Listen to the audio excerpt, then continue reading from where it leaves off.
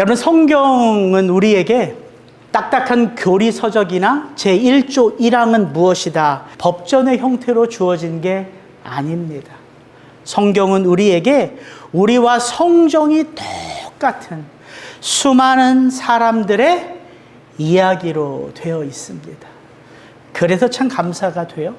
그 말씀을 사모하고 성령 안에서 그 말씀을 깊이 묵상하다 보면 어느덧 우리는 자연스럽게 그들의 그 삶의 이야기 속에 나의 실체를 발견하게 되고, 그들이 만났던 그 하나님 아버지를 우리 또한 이 성경의 이야기를 통해서 만날 수 있기 때문입니다. 사무엘상 20장이 내용은 긴데 주제는 선명하지요.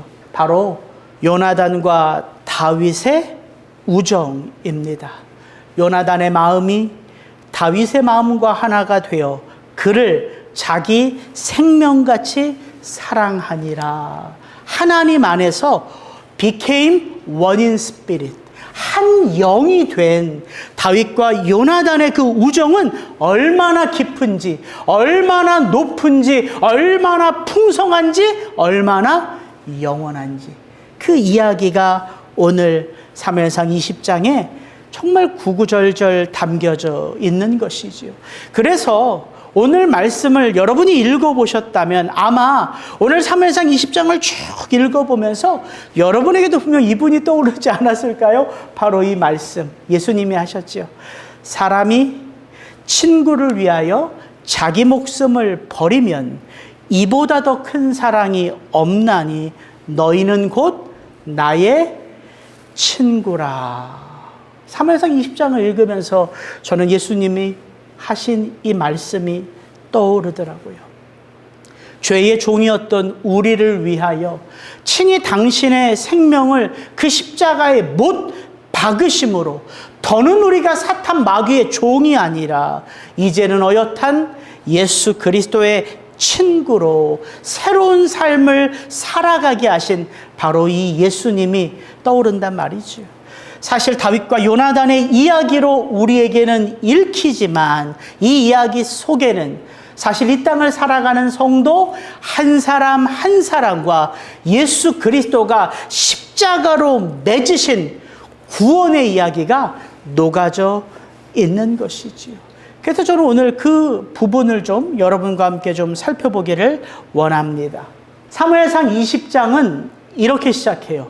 다윗이 라마 나요셋에서 도망하여 요나단에게 이르되, 사실 이 부분만 보면 이건 전혀 이상할 말이 아니죠. 다윗은 지금 사울 왕에 의하여 계속해서 쫓기는 도망자의 신분이에요. 어디를 떠나 어디로 도망한다, 전혀 이상할 것이 없습니다.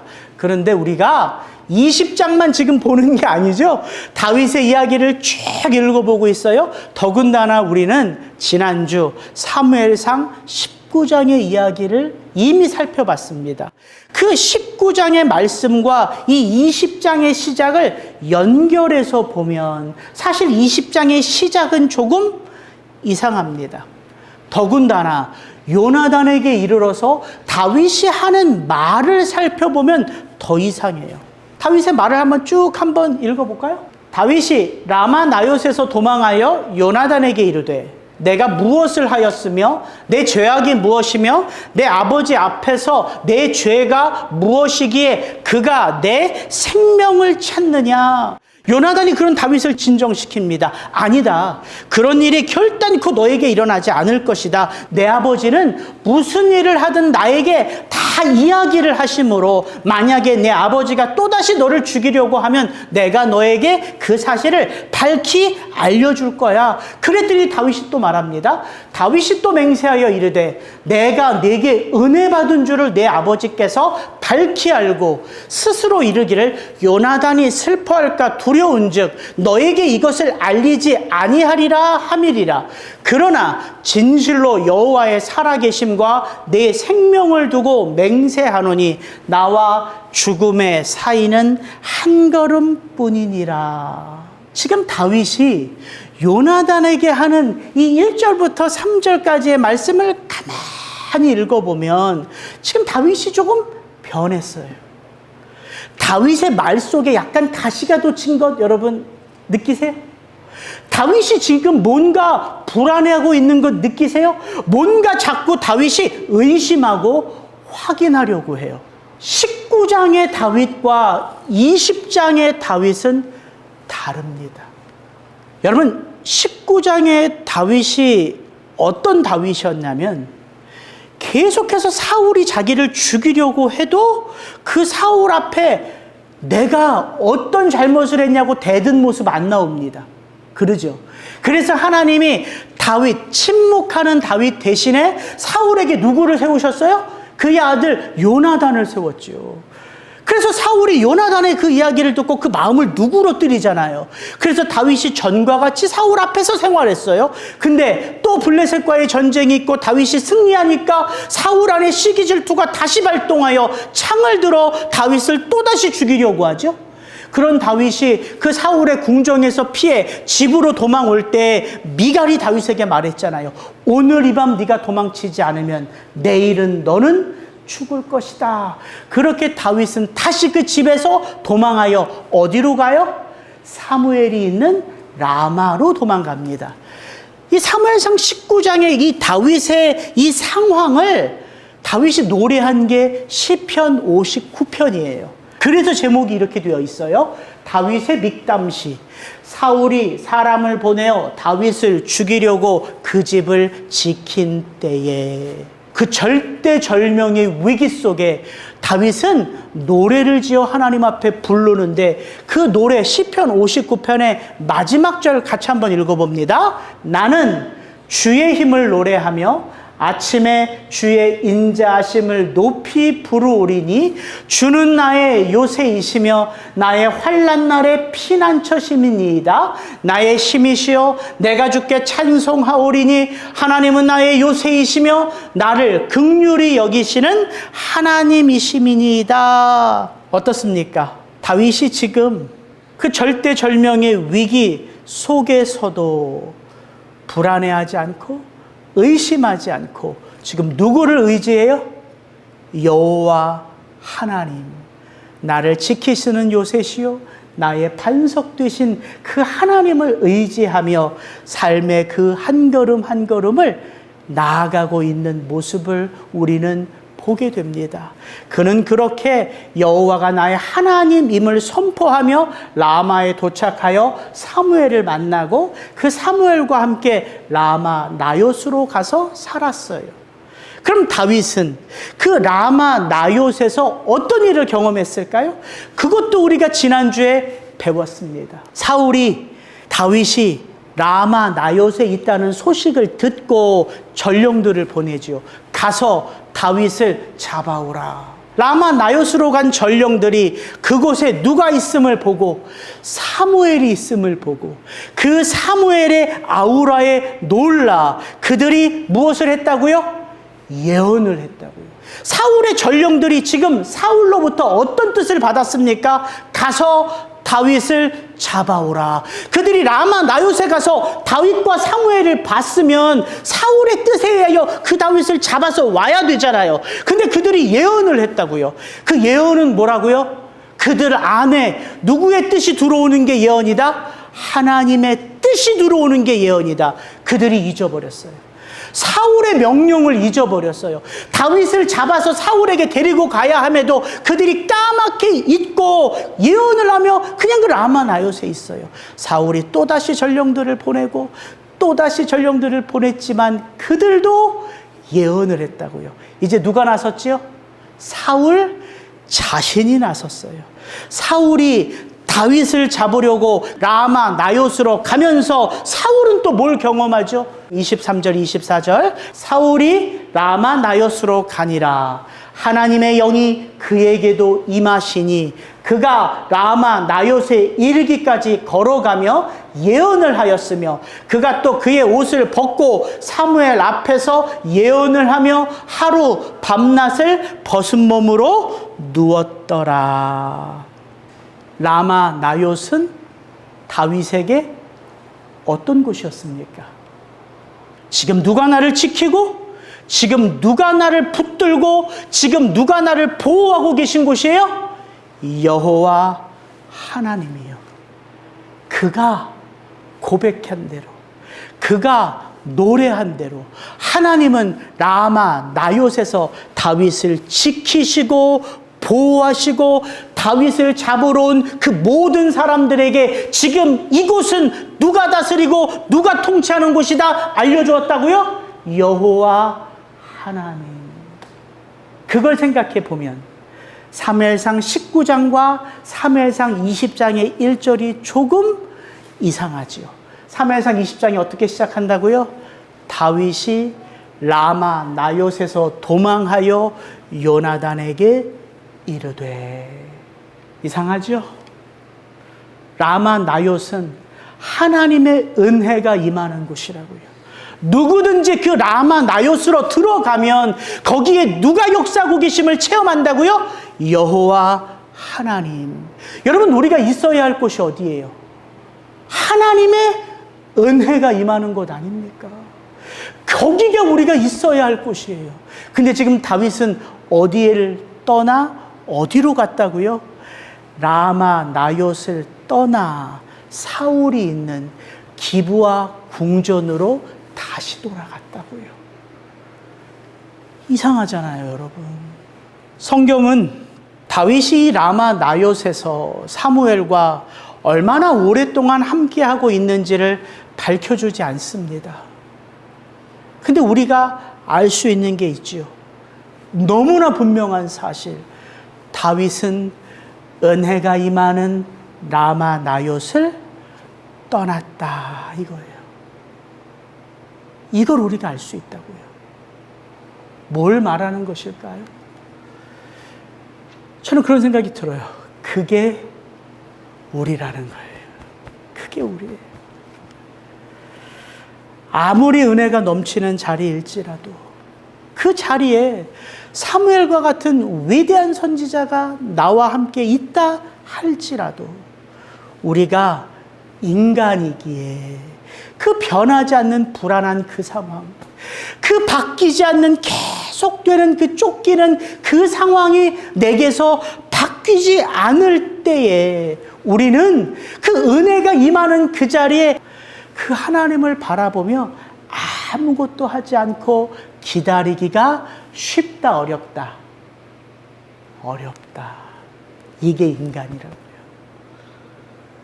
저는 사무엘상 20장을 묵상하면서 우리의 한계, 왜 우리가 구원을 체험하며 구원받은 하나님의 백성으로 이 땅을 살아가면서도 왜 하나님은 우리를 그냥 홀로 두지 아니하시고 우리 속에 우리와 함께 하실 수밖에 없는지를 너무나 분명하게 묵상합니다. 그게 우리예요. 그게 우리예요. 여러분, 인생 가운데 제일 힘든 거는요, 기다리는 거예요. 기다리는 거. 아무것도 하지 않고 멈추어 서서 기다리는 것. 저는 이곳에 와서 그런 내 모습을 너무나 많이 확인해요. 기다리는 것. 우리 안수 집사님 기도해 주신 것처럼 우리 안에 부흥을 주셔서 하나님 때마다 시마다 하나님의 그 임재 역사가 가득하기를 기도하셨던 우리 안수 집사님의 기도처럼 부흥하는 것을 기다리는 것. 가만히 6년이 지나 7년째 되어 제 인생을 돌아보니까 그냥 그게 은혜예요. 부흥하는 게 은혜가 아니라 내가 하나님이 맡겨주신 그 사명을 감당하는 그것이 은혜라고요. 우리 성도님들 한 분 한 분이 정말 함께하는 이 예배의 자리에서 변해가는 모습을 바라볼 수 있는 것, 그게 은혜라고요. 아, 그렇구나. 이민 생활 너무 힘들고 어려운 성도들에게 그동안 내가 부흥이라는 말로 끊임없이 괴롭혔구나. 이걸 하나님이 알려주시는데요. 제가 지난 몇 주 하나님 앞에서 회개했어요. 아, 하나님의 마음은 그게 아니구나. 나라는 인생이 하나님의 축복이구나. 나의 삶이 하나님의 은혜구나. 그걸 제가 체험하니까 이 다윗이요, 너무 깊이 이해가 되는 거예요. 너무 깊이. 지금 다윗이 젊습니까? 파란만장한 인생을 다 경험하는 한 80대 된 사무엘과 같은 선지자 나이입니까? 다윗이 젊어요. 다윗이 젊어요. 다윗이요, 하루에도 몇 번씩 하나님 앞에 기도하지 않았겠습니까? 그렇게 시편 70편을 쓴 다윗이 얼마나 많이 기도했겠어요. 그 라마 나요셋에서. 더군다나 그곳은 하나님의 임재가 가득한 곳이라고요. 근데 다윗에게 무엇은 없어요? 변화는 없어요. 도망자인 다윗이 더군다나 왕의 사위이고 왕자인 요나단과 가장 친한 다윗이지만 그 도망자란 신분이 다윗에게 바뀌지가 않아요. 끊임없이 기도해도 하루에도 몇 번씩, 오늘이면 사울이 전령들을 보내어 나를 사면하겠다.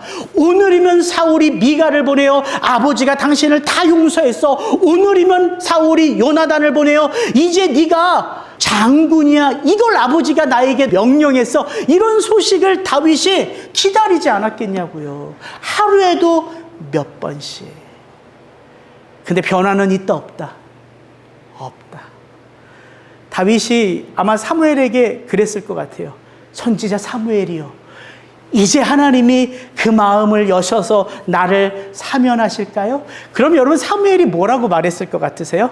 아마 하나님은 다 아실 거예요. 이제 곧 부흥은 임할 것입니다. 저는 사무엘이 전혀 그렇게 말할 것 같지 않더라고요. 아마 이랬겠죠. 다윗, 기도하십시오. 그 다음날 다윗이 또 사무엘을 찾으면 다윗, 더 기도하십시오. 또 다윗이 찾아와서 사무엘을 들들 볶으면 금식하며 기도하십시오. 철야하며 기도하십시오. 사무엘이 어떤 사람이에요? 이스라엘, 너희를 위하여 나는 기도하기를 쉬는 죄를 결단코 범하지 아니하리라. 사무엘은 고별 설교에서 그렇게 이스라엘 백성들에게 선포하며 이제 은둔한 선지자라고요. 사무엘이 다윗에게 뭘 말했겠습니까? 다른 것 없다고요. 기도해 보십시오. 이것밖에 없다고.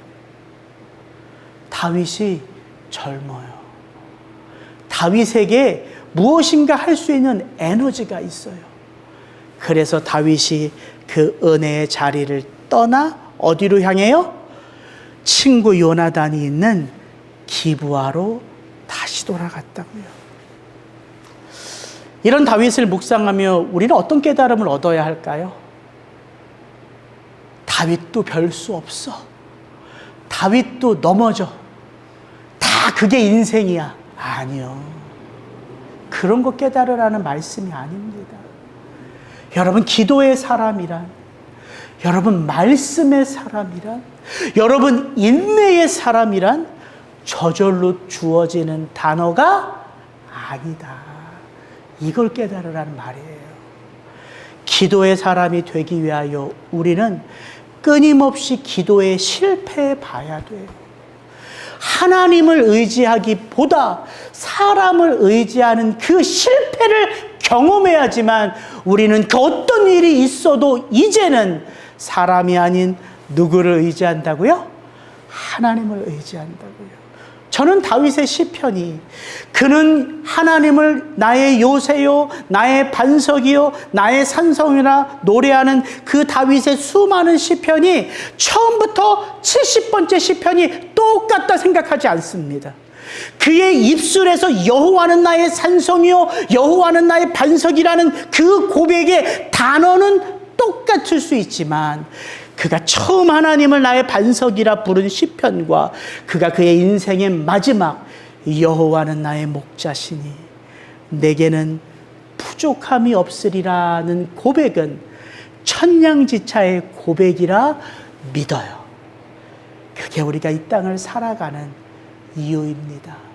수많은 어려움, 수많은 고난, 수많은 아픔의 자리를 통하여 우리는 점점 기도의 사람, 말씀의 사람, 하나님의 사람이라는 이름을 얻게 된다고요. 홀로 되는 게 아니라 그의 옆에 누가 있다고요? 끊임없이 네가 하나님의 사람임을 깨닫게 해주고 알려주는 하나님의 사람이 다윗에게 필요하다고요. 다윗에게 누가 있다고요? 요나단.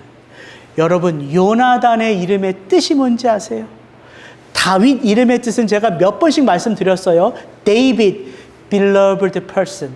하나님의 사랑을 받는 자, 하나님의 사랑하심을 입은 자가 데이빗이에요. 그럼 요나단의 이름의 뜻은 뭐냐? 요나단을 풀어서 히브리어로 말하면 여호나탄이에요. 여호나탄. 나탄이라는 말은 주다, 선물로 주다, 이거예요. 요나단의 이름의 뜻은 하나님이 주신 선물이다. 이게 요나단의 이름의 뜻이에요. 기가 막히지 않습니까? 하나님의 사랑하심을 받은 다윗에게 하나님은 선물 같은 요나단을 주셨다고요. 여러분, 이게 구원이에요.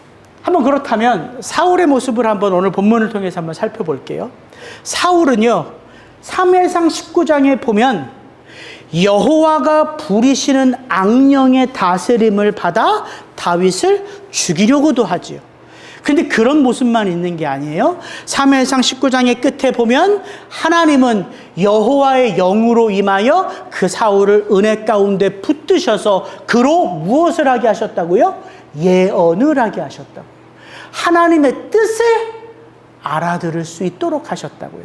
근데 19장의 마지막에 보면 참 재미있게 사울이 어떤 몸으로 예언을 했다? 벗은 몸으로 예언했다. 여러분, 옷을 벗었다. 뭐예요? 부끄러움과 수치입니다. 부끄러움과 수치.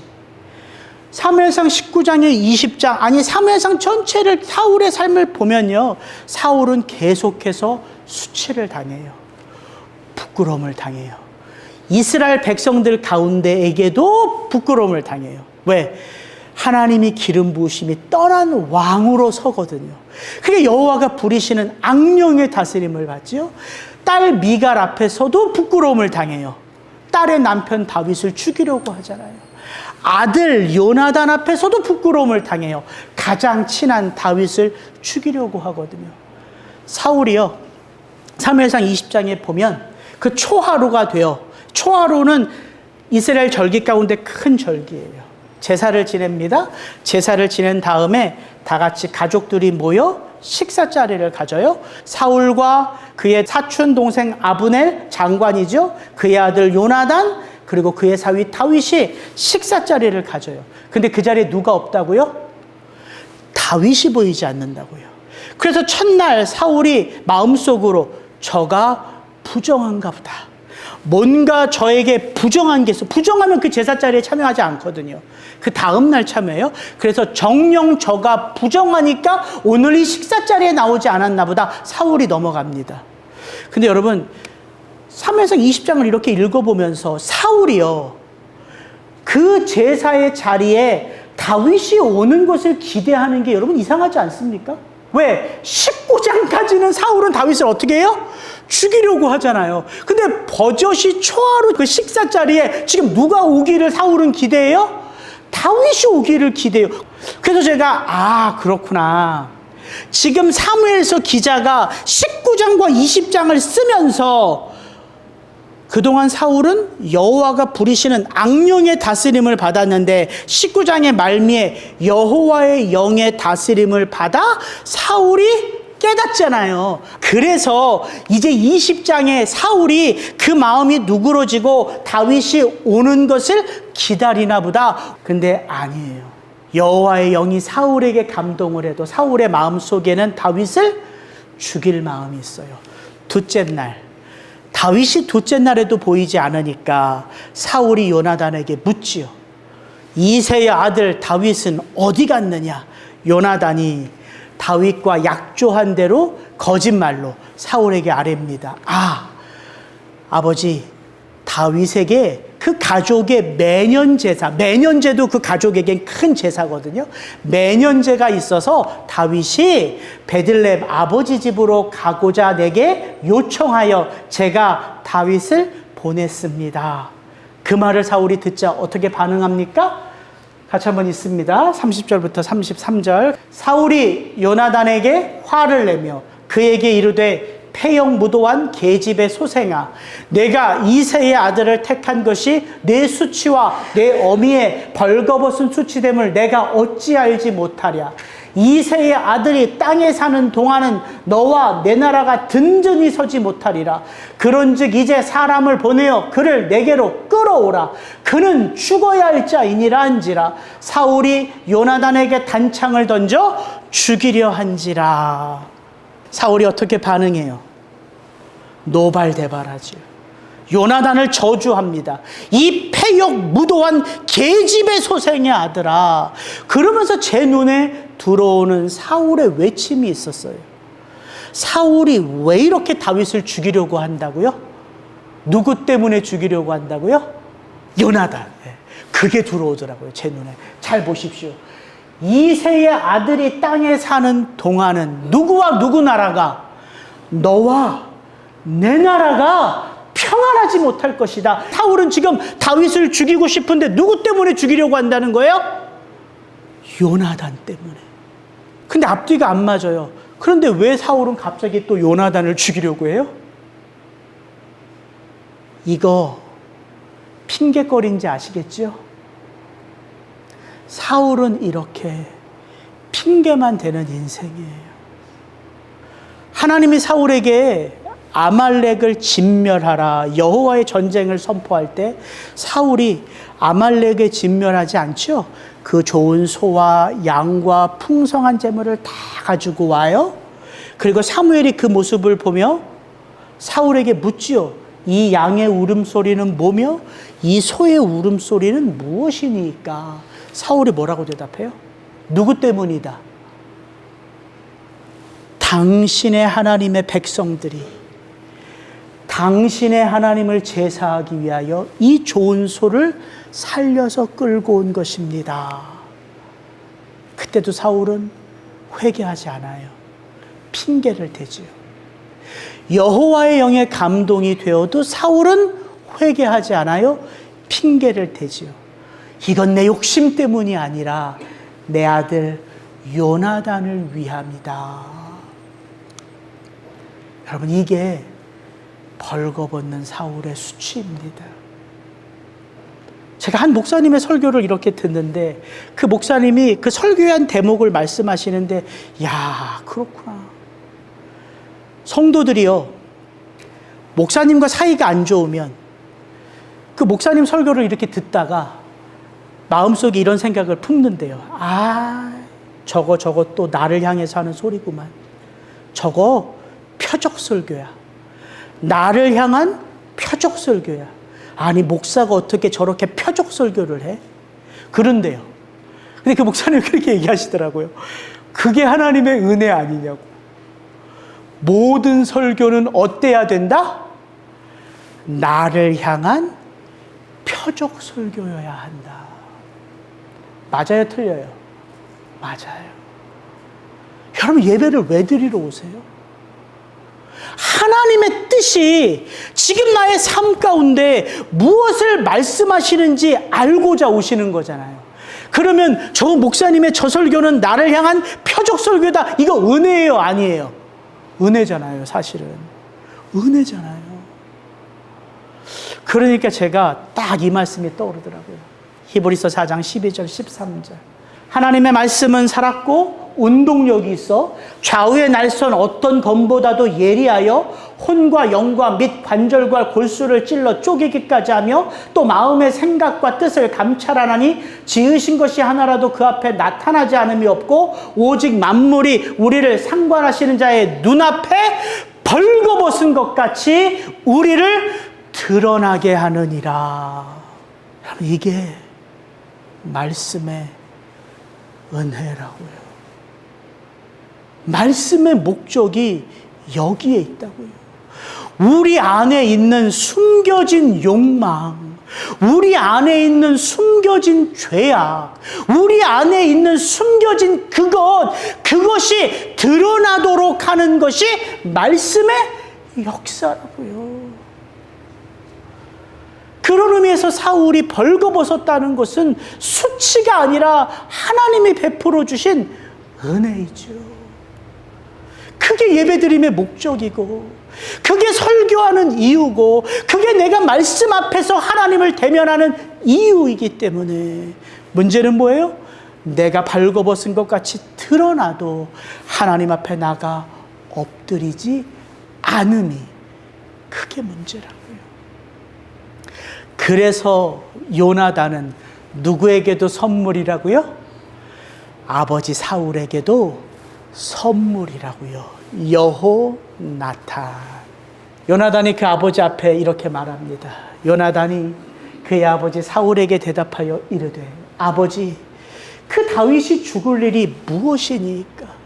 그가 도대체 무엇을 행하였나이까? 사울이 요나단에게 단창을 던져 죽이려 한지라 요나단이 그의 아버지가 다윗을 죽이기로 결심한 줄 알고 심히 노하여 식탁에서 떠나고 그 달의 둘째 날에는 먹지 아니하였으니 이는 그의 아버지가 다윗을 욕되게 하였으므로 다윗을 위하여 슬퍼함이었더라. 요나단이 이렇게 아버지의 마음을 이제야 진짜 알았어요. 근데 그 요나단은 사울을 떠났다 안 떠났다? 떠나지 않고 그 아버지를 지켰다. 요나단은 사울에게도 선물입니다. 오늘 제 설교의 핵심이 이거예요. 다윗과 요나단, 요나단과 사울. 하나님은 다윗에게도 선물을, 사울에게도 선물을 그렇게 허락하셨다는 사실이에요. 그래서 저는 오늘 말씀의 제목을 사실 이렇게 잡았습니다. 요나단에게서 예수를 보다. 예수님이 우리에게 그렇게 선물이십니다. 저와 여러분이 의로울 때가 아니라 우리가 죄인 되었을 때, 우리 대신 그 죄에 분노하셔서 그 십자가에 자기의 생명을 던지심으로 예수님은 우리가 사망 권세의 노예가 아니라 사탄 마귀의 종이 아니라 이제 너희는 내 안에서 새로운 삶을 누리는 나의 친구라. 이게 예수님이라고요. 그래서 우리에게 주어진 것 바로 이것입니다. 선물 같은 삶. 이제 저와 여러분에게 펼쳐진 게 뭐냐면 선물 같은 인생이에요. 우리 에베소서의 말씀 같이 한번 읽고 오늘 말씀 정리합니다. 너희는 그 은혜에 의하여 믿음으로 말미암아 구원을 받았으니 이것은 너희에게서 난 것이 아니요 하나님의 선물이라. 행위에서 난 것이 아니니 이는 누구든지 자랑하지 못하게 함이라. 우리는 그가 만드신 바라 그리스도 예수 안에서 선한 일을 위하여 지으심을 받은 자니 이 일은 하나님이 전에 예비하사 우리로 그 가운데서 행하게 하려 하심이니라. 여러분, 우리는 구원을 찾고 하나님이 나에게 풍성한 어떤 것을 주셨다고 생각해요. 아, 하나님이 나에게 좋은 어떤 선물을 주셨다. 그게 구원이에요? 아니에요. 구원이란 누가 우리 속에 선물로 들어온 거예요? 그리스도 예수가 우리 속에 우리를 위한 하나님 아버지의 선물로 들어오신 사건이에요. 그래서 우리의 삶 가운데에는 이제 어떤 삶이 펼쳐져요? 그리스도 예수와 함께하는 삶이 펼쳐진 거예요. 그 말을 다른 말로 바꿔보면 구원받는 내 인생이 이 세상을 향한 하나님의 선물 자체라고요. 여러분 한 분 한 분들의 삶이 이 세상 가운데 선물로 주어지신 거예요. 그러니까 우리가 살아가는 것은 어두운 이 세상 가운데 하나님이 선물로 누구를 자랑하시는 거예요? 하나님 아버지 당신을 드러내고 자랑하시는 거예요. 그게 그 전의 말씀이에요. 긍휼이 풍성하신 하나님이 우리를 사랑하신 그 큰 사랑을 인하여 허물로 죽은 우리를 그리스도, 선물 되신 그리스도와 함께 살리셨고, 너희는 은혜로 선물을 받은 것이라, 그리스도 예수를 받은 것이라. 이는 그리스도 예수 안에서 우리에게 자비하심으로써 그 은혜의 지극히 풍성함을 오는 여러 세대에 나타내려 하심이라. 누구를 통해서? 하나님은 이 세상 가운데 하나님의 마음이 이 세상을 이렇게 사랑하신다는 사실을 누구를 통해서 드러내요? 누구를 통해서? 이 땅에 선물로 허락하신 나를 통해서. 이 오는 세대에 하나님의 마음이 이 세상 속에 있음을 드러내신다고요. 그래서 제가 부끄럽고 부족하지만 여러분에게 선물인 거예요. 제가 이런 결단을 내렸어요. 이제 다시는 부흥이라는 소리는 내가 꺼내지 않으리라. 이제는 입 밖에 100명, 200명, 300명 이 소리는 꺼내지 않으리라. 왜? 그게 중요한 게 아니니까. 내가 여러분 앞에 서 있는 게 선물이고, 내 앞에 살아가는 여러분의 인생이 선물인데, 이렇게 풍성한 선물을 받아 누리면서도 뭘 더 달라고 할 게 뭐 있냐고요. 제가 다시 또 그런 소리 하면요, 저를 비난하지 마시고 위에서 기도해 주세요. 목사님, 은혜가 바닥을 치는구나. 또다시 옛날로 돌아가는구나. 또 저 소리 하는구나. 그게 우리예요. 제가 그래서 다윗이 너무 진실하게 느껴지고요, 사울의 모습이 너무 깊이 느껴져요. 그게 우리예요. 그래서 우리는 여전히 예수 그리스도 그 선물을 우리 안에 모시며 날마다 기쁨으로 살아가는 거라고요. 자, 오면서 결단했어요. 아내에게 내가 좋은 선물이리라. 우리 성도님들 한 분 한 분들에게 내가 좋은 선물이리라. 여러분들 그렇게 여러분의 자녀들에게, 손주, 손녀들에게, 여러분 함께 일하시는 동료들에게 선물 되는 인생 되시기를 주의 이름으로 축복합니다. 같이 기도하겠습니다.